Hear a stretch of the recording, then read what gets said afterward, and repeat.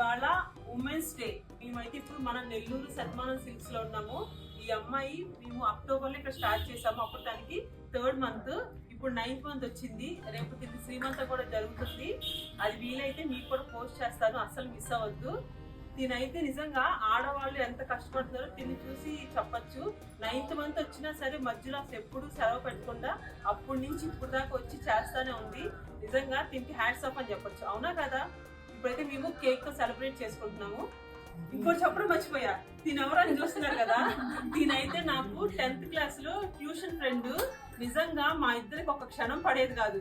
ఎప్పుడు తిట్టుకుంటా, అంటే అంత మరీ తిట్టుకోకుండా కాదు, కానీ తిని చూస్తే నాకు కొంచెం భయం వేస్తా ఉండేది. కానీ అనుకోకుండా మేము నెల్లూరు లెక్క స్టోర్ పెట్టి తను నా వీడియోస్ చూస్తా నన్ను గుర్తుపట్టి కాల్ చేసింది. నాకు చాలా హ్యాపీగా ఉంది. కానీ మనం ఏమైనా అనుకుంటాం, కానీ జెంట్స్ సపోర్ట్ లేనిదే ఎవరైనా సరే లేడీస్ ముందుకు రాలేరు.